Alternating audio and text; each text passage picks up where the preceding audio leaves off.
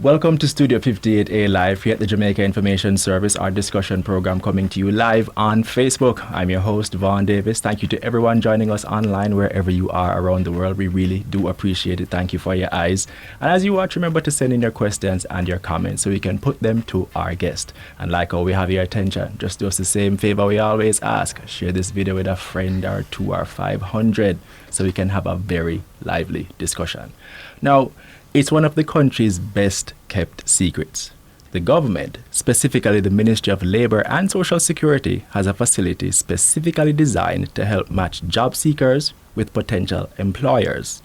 And even more than that, the platform provides data on trends in the Jamaican workforce, information on where the most opportunities are, which industries are growing, which ones are contracting, emerging industries.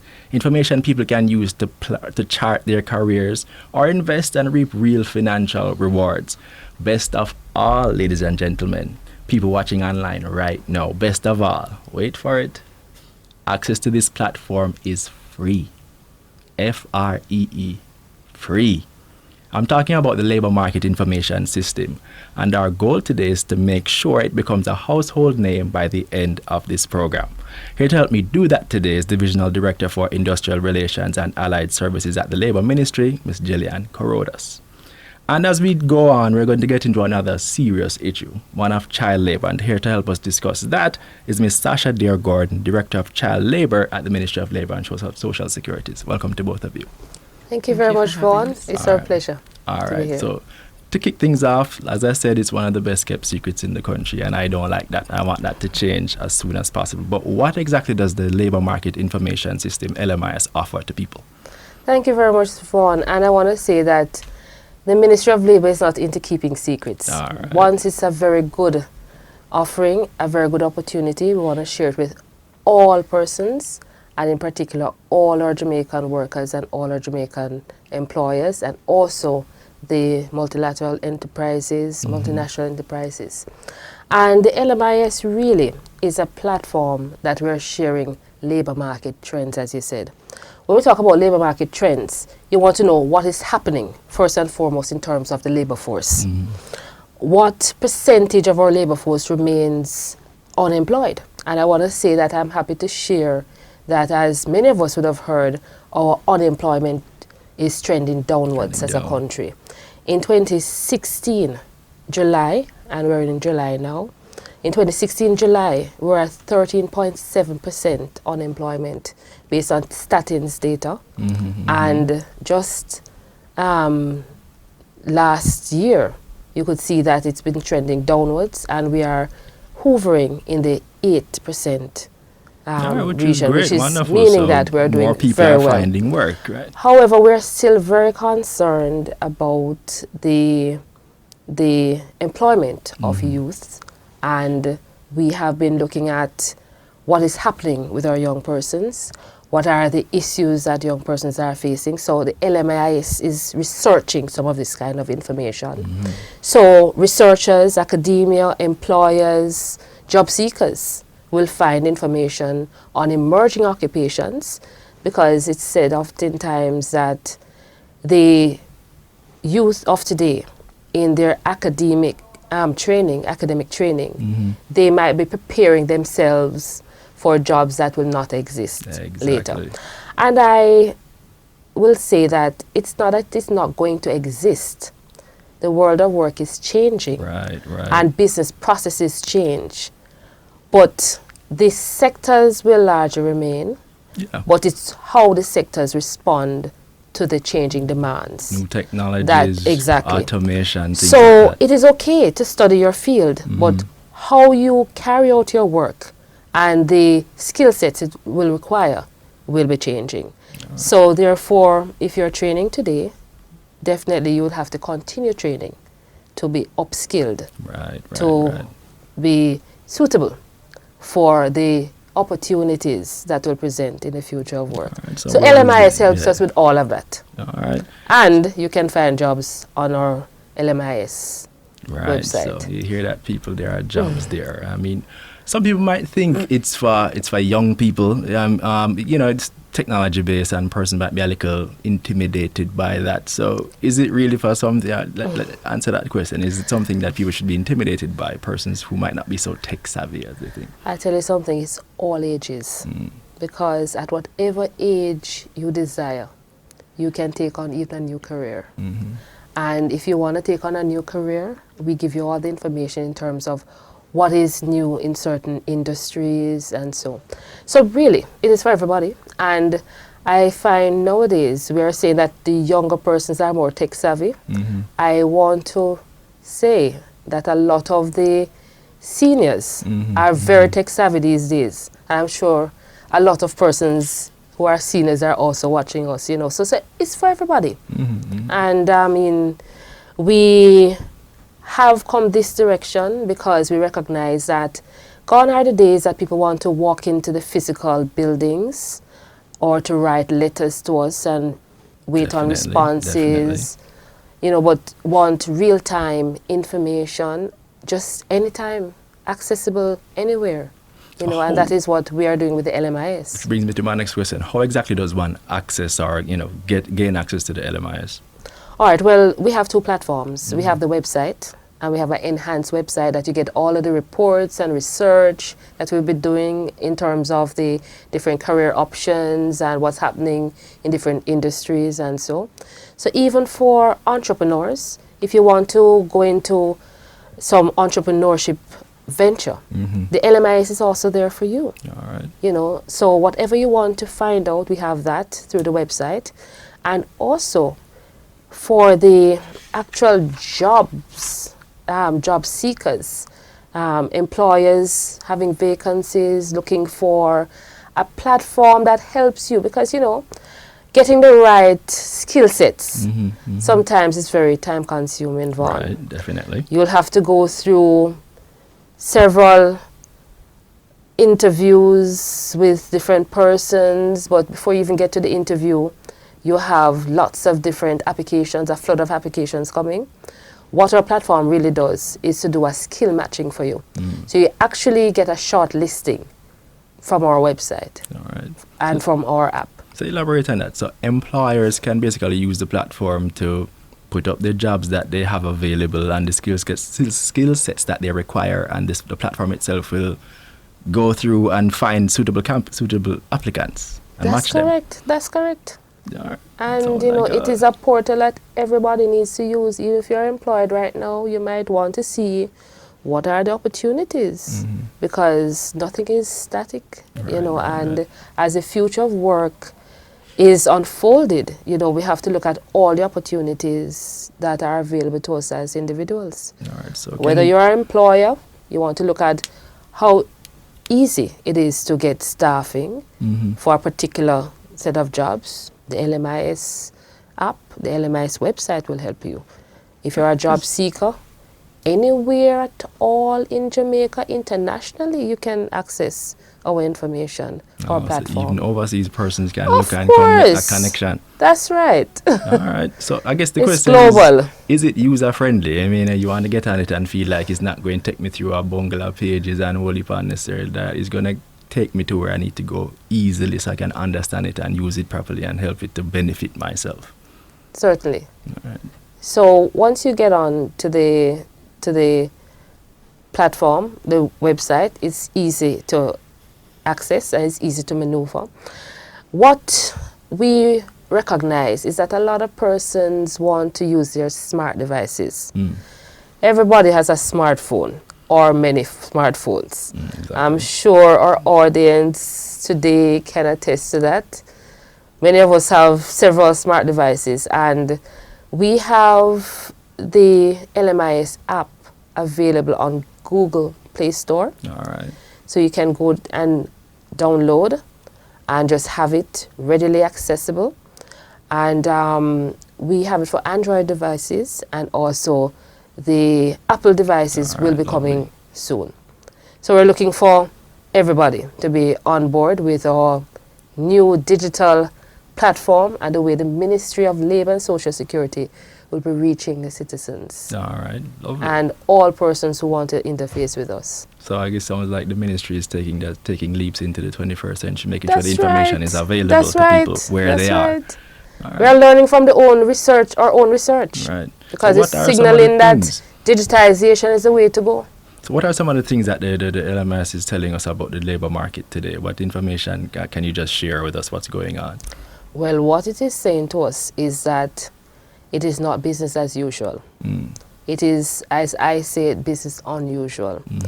What it is saying is that what you do today will not be the same thing you'll be doing tomorrow.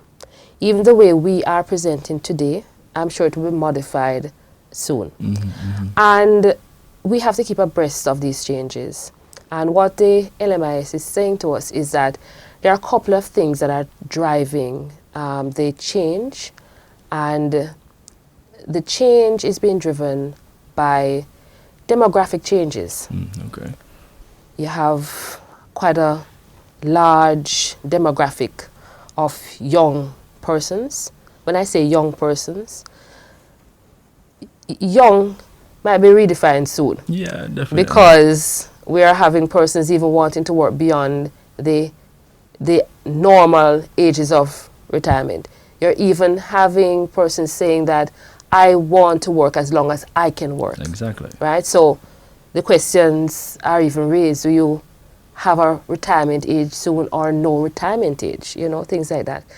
What is causing the change? Not only in the demographic, but also in economic realities in terms of what is happening in certain industries.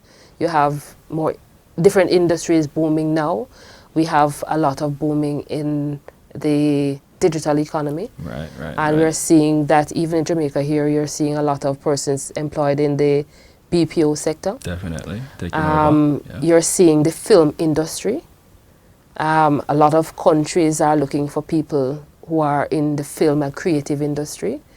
We have plenty of those. Untapped industries are getting more recognition. Agriculture, value-added areas in agriculture, we're seeing that as well. We are seeing a shift also in the ways that people want to work. And I say it in this way because we have passed a Flexible Work Arrangements Act in Jamaica. But flexi work has been something that has been around for a long time. So LMIS is looking at the shifts that have been caused by the way people want to work. Okay. A lot of young persons want to work in a what we call a non-standard way. And 9 to 5 thing don't really cut it so much anymore these days. The 9 to 5, people don't want to do it. People want to work from home. Yeah. People want to work when they want to work. People want to work for the duration that they want to work. And what we find happening is something that internationally are calling gig work. I mean, some people just want to work on contracts for a short duration of time, then they take a break, and then when they want to work again, they can go back to work. And we have to, as a labor ministry, prepare job seekers, current workers, and employers to accommodate those kind of changes. So LMIS is about all of that. Let me stick a pin right there because I want to bring Ms. Deer Gordon into the conversation. Now, I have a lot more LMIS questions, but now in terms of child labor, because this is, naturally this is an issue. Once you hear that, it raises a lot of eyebrows. People get concerned and they want to know what they can do to help with what the situation is in Jamaica and what we can do to help. So give me a snapshot of what the information is telling you about child labor in Jamaica at the present moment. Well, first I have to define child labor for those persons who are not familiar with child labor. Because there are many parents who might say, but the picnic figure do liquor work. Exactly. Support the household, No, child labor is any type of work that is physically, mentally, socially, morally, and I love to include spiritually dangerous and harmful to children. So it's any type of work that prevents a child from going to school to get an education. It's any type of work that affects their mental and their physical development. Mental and physical development. So first, let's say who is considered a child. A child is an individual below the age of 18 years old. you ask about the statistics. A study was done in 2017 and it was published last year by the Statistical Institute of Jamaica. And what that revealed was that in Jamaica we have approximately 38,000 of our children engaged in child labor. 38,000 is a lot. Yeah. If we have one child in child labor, it's one too many. So we have to think about our future as a country. If this is what we are doing to our children, what will happen tomorrow in Jamaica? Now, the Child Care and Protection Act states that a child between the ages of 5 to 12 years old must not be engaged in work for any economic gain. 5 So to not 12. work. Below 12, below 13, no child. However, based on the statistics, it states that 18,000 children are within that age group are engaged in work. Now that is frightening. And it means that we have a lot to do as a ministry, as citizens of Jamaica. We have to do all that we can to ensure that we protect our children. All right. No, 5 to 12. So that suggests that, I suppose, over 13 and over, I guess 13 to 18, 13, there's some allowance for certain 13, kinds of work. The Act speaks to the ages of 13 to 14 years old can be engaged in light work. Okay. Now, at the ministry, we have developed a light work list. And what that list does, it tells us what are the jobs that children can be engaged in. There are certain parameters. The type of job, the number of hours, and also the age of the child. Now, the light list that we developed along with the National Steering Committee with assistance through a project that we had a closing ceremony for last year, known as the Country Level Engagement and Assistance to Reduce Child Labor, we finalized that list as well as a hazardous list. Now, some of the activities, some of the jobs that children that age group can be engaged in: chores. And I know it goes back to what you said, Vaughn, Chores. I mean, in everybody terms think, of yeah, children chores must can do work. the And work, right? You know what I mean? exactly. So we are not saying that children are not supposed to help out in the homes.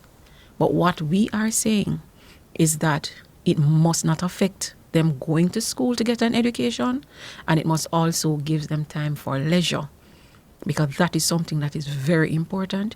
It's a basic right according to the United Nations Convention on the Rights of a Child. So some of the work, you have the home chores. We know within that age group, some females, they love to do the braiding of the hair. We took that into account, so that's also on the list. Agriculture is a touchy area, but then we included agriculture as well and said, well, okay, children can help out in terms of shelling of peas, shelling of beans within the homes, because we know that we have an agricultural, and we have to take that into account. Yeah. So you see where we have basically looked at every angle and we have come up with something. Not to say the list that we came up with is not an exhaustive list. Right. We would not be able to provide an exhaustive course list. not. It's just to provide a guide. No, in terms of, I guess, penalties, if there are, naturally the thing is, if child labor is wrong, it's illegal, that kind of thing. So there are persons who are doing it. So how do we hold them accountable? How are we doing that? Okay, and that is where I've been falling short.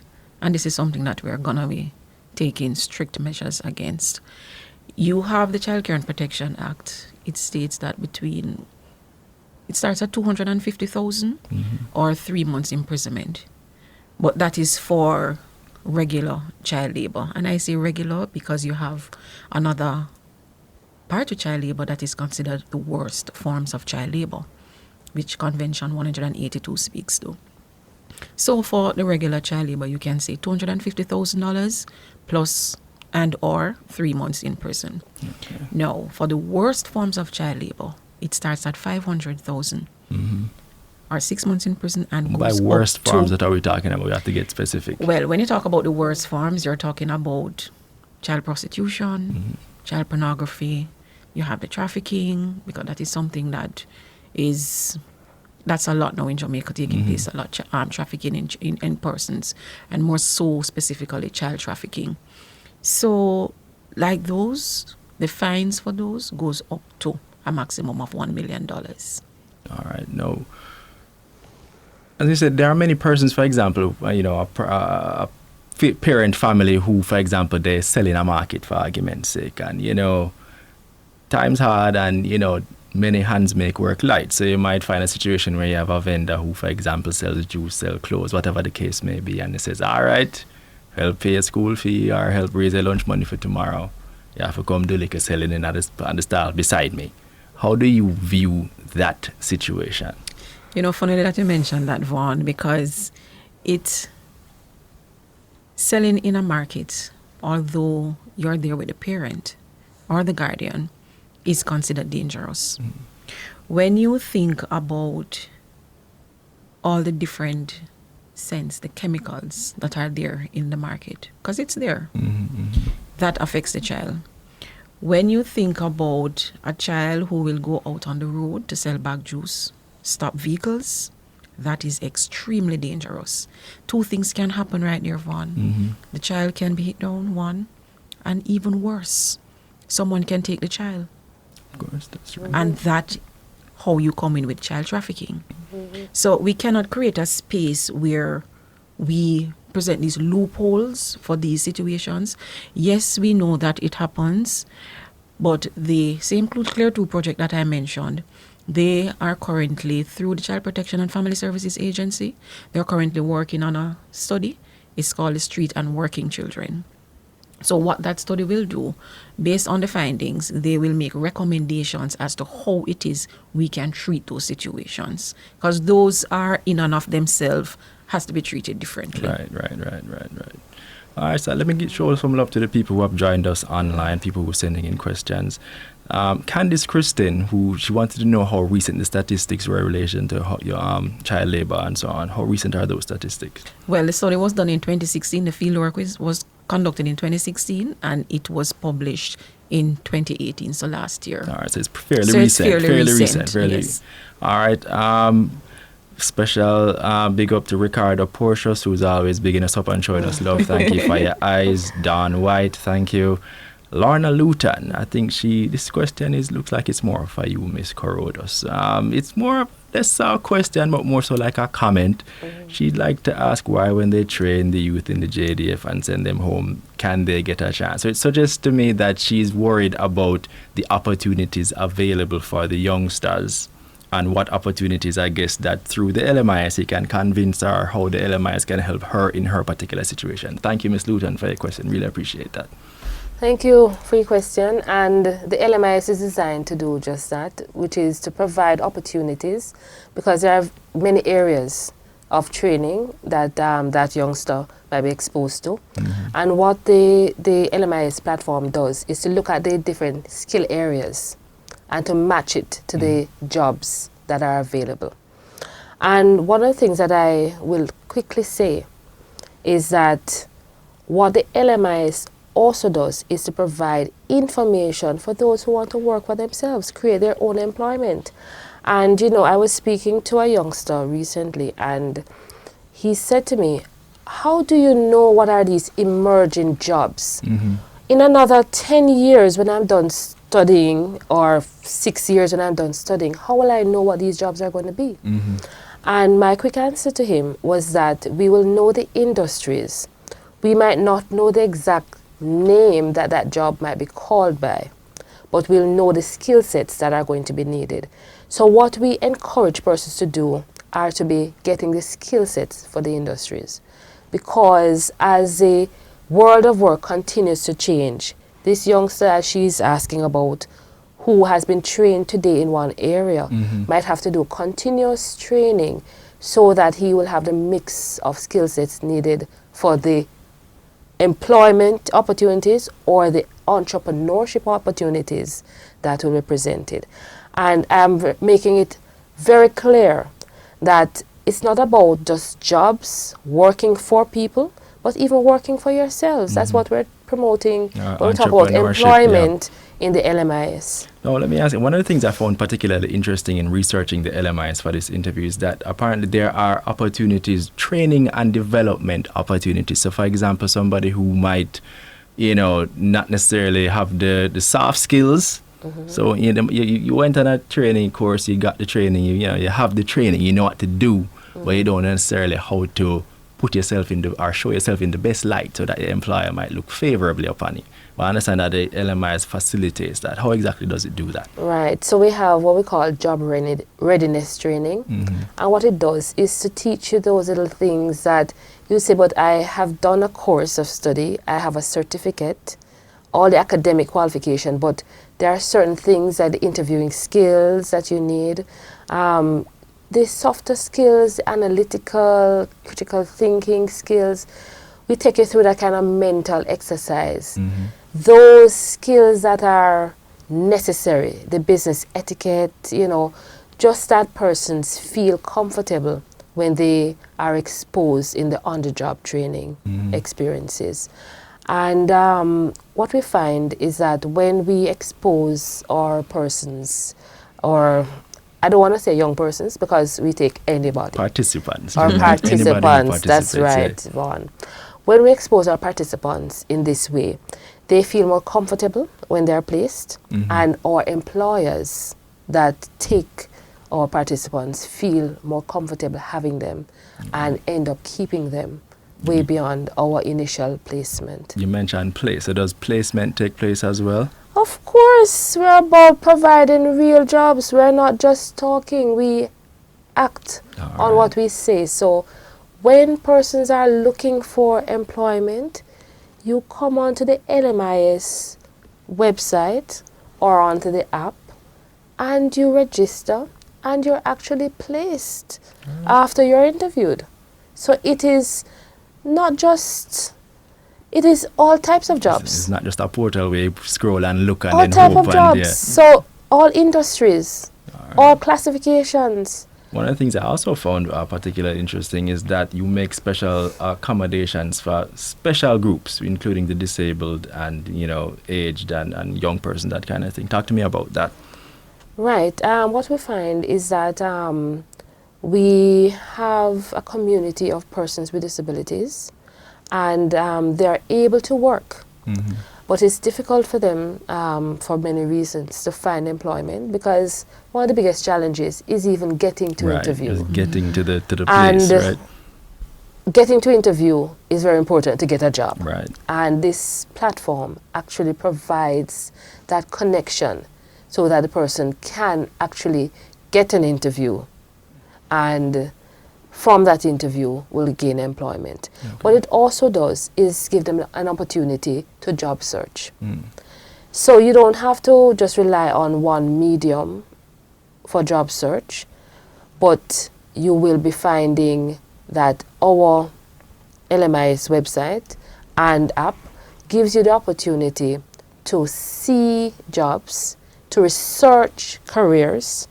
So you might not be thinking that you're suitable for a particular area. And we find that persons with disabilities have done very well in some of our areas that we've advertised, especially where it has to do with technology. And I want to say that we have been working with the JCPD and also the PWD, the Council for Persons we with call it. Disabilities, right? That's right. Specific. You could have given a question and asked them to answer. We'd have to have a gift for that, right? That's probably true. So the Council for Persons with Disabilities, and we actually make sure that we provide suitable accommodations where we are to provide this training.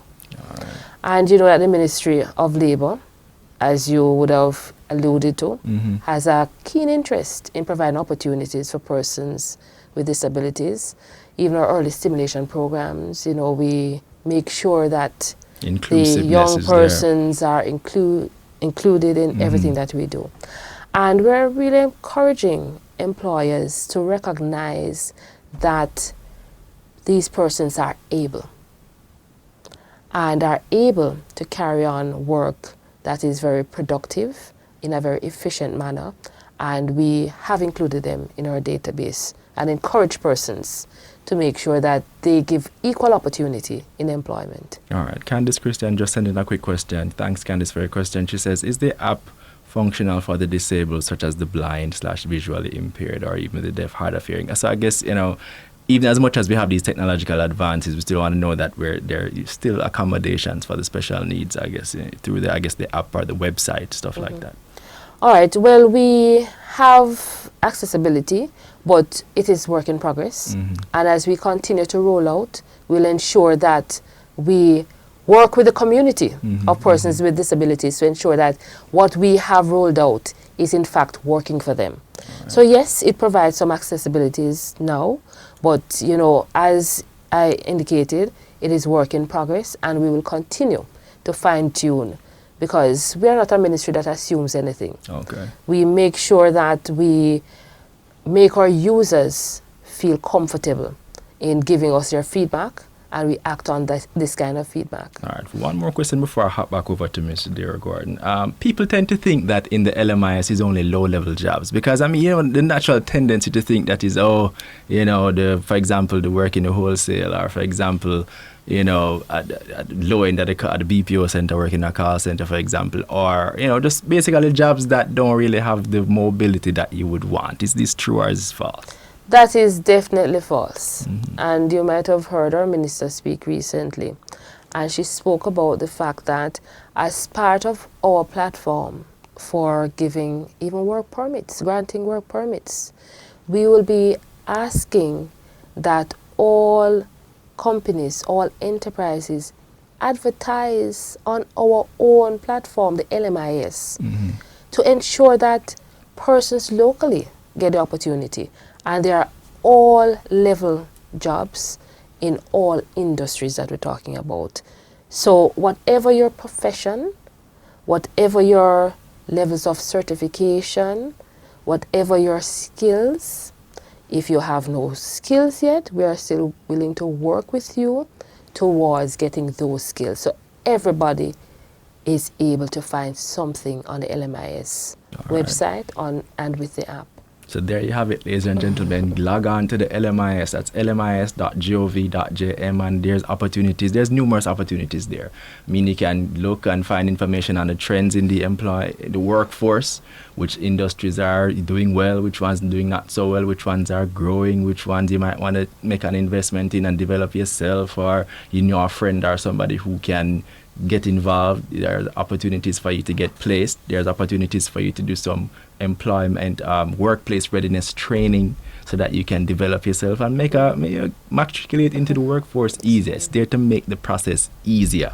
And like I said, it's almost like a secret, but I don't like that. I want as many. Right. I want the ministry's website to get flooded with links and visits and hits by the time we're all done here. That's you right. know what I mean? So take advantage of the opportunity. You can find a way to find a job. If there's somebody who doesn't, been at home for a while, hook them up with the LMIS. It might be a way for them to get that job that they've been looking for the longest while. You know what I mean? Take advantage of it. It's there, and most importantly, I can't stress this enough, it's free. It's free. There's so much work and energy, that effort that goes into creating it. I mean, there are so many people or other places you probably have to pay for this kind of information. And God makes it available for you to take advantage of, so you can enhance yourself and become a productive citizen. So, take advantage of it. It's there for you. lmis.gov.jm. And Vaughn, free to employers as well. Right. Free to job seekers, free to employers. All right. Sonia K. Larman, Lemord, Sonia K. Lemord. Thank you, Sonia, for your eyes. And she says, I'm glad the ministry is mindful of the disabled community. Lots of fanfare and confetti and things for you. So she appreciates the work that you're doing. All right, so Miss Deer Gordon, back to you again. I don't know if you like I'm switching the conversation, but let's talk about what's happening to prevent child labor. What are some of the programs and initiatives that the ministry is doing to bring the 38,000 to zero? That's where we'd like it to be. Definitely. So last year, this has been in the ministry from 2004, the unit. And so with the assistance of our international partners like the ILO, the U.S. Department of Labor, with their assistance, we have been doing a number of things. A study was conducted in 2002.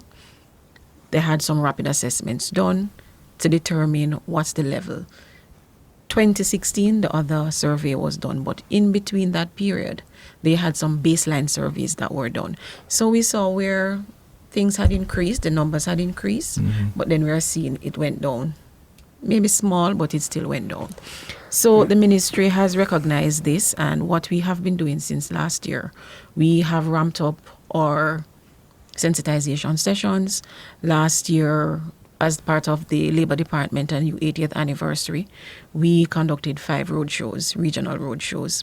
And through that forum, we were able to sensitize over 1 million persons, because we also had outside broadcasts, and we used we did not use the same radio station, we used several. So we find that that has worked, and we promise to continue this year. We have another convention, Ministry of Labour and Social Security convention, coming up September 12th, and that will be at the Montego Bay Convention Center. In addition to that, though, what we have found was that the numbers were very high in the rural areas. And so last year we had 2 community level interventions. Those interventions, we sensitized students, because, they are very effective. Once they get the information, they will pass on this information to their parents and caregivers. And their friends as well. And their friends as well. And so we had those interventions. Teachers were also a part of it, the guidance counselors, because we need the assistance from the guidance counselors in the schools. And once they are able to identify, they have an avenue in terms of what kind of assistance they can provide, whether to the child, to the parent, or they can also call the Ministry of Labour and Social Security. So we have been doing a lot, and we will be increasing our efforts through the Clear 2 project. It's not yet fully completed, a national action plan to eliminate child labor in Jamaica. So you see, we are not just sitting down, Vaughn. Yeah, I didn't expect you to be. We plan to take this bull by the horn, and we're not going to stop until we get the results that we need. So for those who are just tuning in, we're here with Sasha Deer Gordon. She's Director of Child Labour in the Ministry of Labour and Social Security, and she's just painting for us a picture of what the situation regarding child labour is in Jamaica. She mentioned earlier, statistics are showing about 38,000 youngsters involved in child labor. And, there are many who just think the traditional view that children must work, they must contribute and so on, but not so, says the ministry. Within certain boundaries. Exactly, as I was about to get there. Up until about 13, children shouldn't be doing any work. 12. Up until age 12. Right. All right. They shouldn't be doing not be any work for economic gain. Right, financial gain, that kind of thing. So parents, notwithstanding the traditional views you grew up with, or even your grandparents and so on, children should be children. That's the view of the ministry, right? And that is one of the issues that we have found from going out there, because it's a cultural problem. Because as children, they had to do this type of work, but we must bear in mind, Vaughn, that 20 years ago, 30 years ago, we never had anything on the books about child labor. Right. That has changed since 2004. And as she mentioned, over 13 to 18, they're allowed to be involved in light work, but those comes to them 13 to 14. 13 to 14 can be engaged in light work, and that's a child working for 4 hours per day, a maximum of 4 hours per day, not exceeding 14 hours per week. Now, the Child Care and Protection Act speaks to full employment at age 15. Okay. But we have to bear in mind that that child has to complete secondary education. Right, exactly. Yeah. Right. So it's a very nuanced issue. It's not as clear cut as just simply. And as we mentioned before, there are situations where parents who might feeling a little in lower socioeconomic group, feeling a little poor, and they feel like the children have to contribute to help out the household and so on. So there are considerations that have to be made regarding that. But at the same time, children are important. They must be allowed to grow and develop in ways that are not harmful or detrimental to their growth. So we don't want child labor to become a norm or something. We want it to be moving away from that. All right. So I want to just weigh in a little bit, because it's summer and all the young persons are looking for summer employment. I know they're wondering, so what is the Ministry of Labour and Social Security saying about summer work, summer jobs? And I'm sure Sasha has a response for that. Sure, go ahead. So it goes back to the same age group. 13 to 14 can be engaged in light work. and I explained the light work before. Now, for the ages of 15 up to 17, they can work for the full 40 hours. But we have to consider the type of work that they're doing. Right. So like working in an office, it's not supposed to be anything that's hazardous. It's not supposed to go beyond the 40-hour work week for that age group. So it's safe to say that for summer, yes, they can work for summer. Yeah, like, as long as not anything strenuous or anything to over that might cause them physical or mental, emotional harm, that kind of thing. All right, just to remind them of the penalties, how seriously we're taking this through our legislation. Yeah, well, the minimum is $250,000 and or 3 months in prison, up to a maximum of $1 million or 6 months in prison.